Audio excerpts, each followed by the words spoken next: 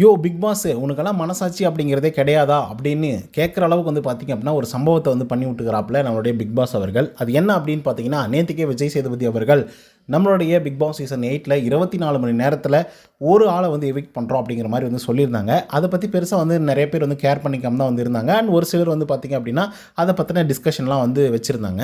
Discussion மட்டும் பண்ணது மட்டும் இல்லாமல் நம்ம சும்மாவே இருந்தோம் அப்படின்னா போரிங் கண்டஸ்டன்ட் அப்படின்னு சொல்லிட்டு வழக்கமாக வந்து சொல்லுவாங்க இல்லையா, அந்த மாதிரி ஏதாவது வந்து செஞ்சு அதுக்கப்புறம் வந்து பார்த்திங்கன்னா எவிக்ட் பண்ணி வெளியே அனுப்பிச்சிருவாங்களோ அப்படிங்கிற பயம் வந்து ஒரு சில கண்டஸ்டன்ட்டுகள்லாம் வந்து இருக்குது. சில பேர் வந்து கண்ணுக்காம தான் வந்து இருந்தாங்க.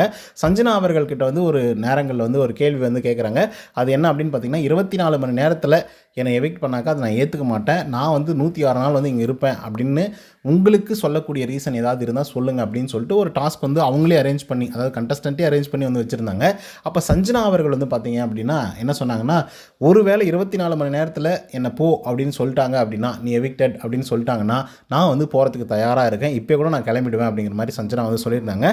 பட் அவங்க அதுக்கு சொன்ன ரீசன் அண்ட் ஜென்யூனான ரீசன் என்ன அப்படின்னு பார்த்தீங்க அப்படின்னா, யாரோ ஒரு 3 பேர் 4 பேர் வந்து டிசைட் பண்ணி ஒரு டீலை வந்து ஓகே பண்ணிட்டாங்க. இட்ஸ் மீன்ஸ் இந்த வீட்டில் தான் தங்கணும், அதே மாதிரி ஆண்களை வந்து நாமினேட் பண்ணக்கூடாது அப்படிங்கிற மாதிரி வந்து செஞ்சுட்டாங்க.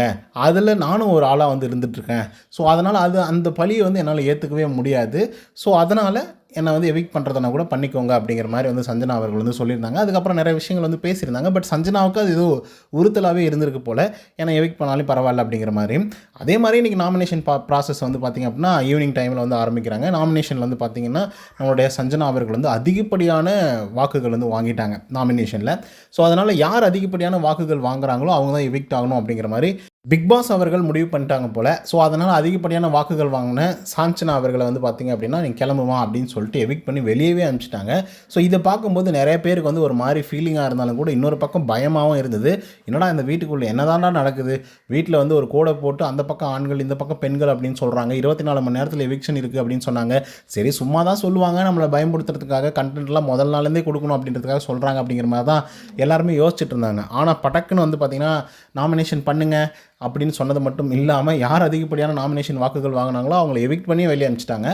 அதனால் கண்டஸ்டன்ட்டுங்களுக்கெல்லாம் ஒரு மிகப்பெரிய பயம் வந்திருக்கு அப்படிங்கிறதுல மாற்று கருத்தில். மேபி இவங்க ஆட்டம் வந்து வேறு மாதிரி மாறத்துக்கான வாய்ப்புகளும் இருக்குது. சாச்சனா வந்து எவிக்டாக வெளியே போனதுக்கப்புறம் ஸோ அவங்களும் கண்ணீர் விட்டு தான் வெளியே போனாங்க. என்னடா இது, நமக்கு ஒரு வாய்ப்பு கிடைச்சிது, அதுவும் பெரிய வாய்ப்பு வந்து கிடைச்சிது.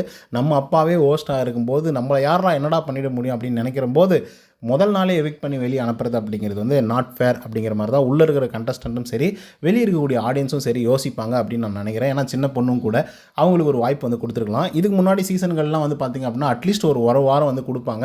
அவங்க யார், அவங்க எப்படிப்பட்ட ஆள் அப்படின்றதெல்லாம் ஒரு 1 வீக்கில் வந்து தெரிஞ்சிடும். இவங்க கண்டென்ட்டுக்கு வந்து வருவாங்களா வரமாட்டாங்களா அப்படின்றதெல்லாம். சாச்சனா அவர்களுக்கு வந்து வாய்ப்புகள் கொடுத்துருக்கலாம். ஸோ இதை பற்றின உங்களோட கருத்துக்கள் என்ன அப்படிங்கிறத கமெண்ட்டில் சொல்லுங்கள். இந்த வீடியோ உங்களுக்கு வந்து பிடிச்சிருந்தா லைக் அண்ட் சப்ஸ்கிரைப் பண்ண மறந்துடாதீங்க. இன்னொரு தடவை சந்திக்கலாம். Until then by from Uday. நன்றி, வணக்கம்.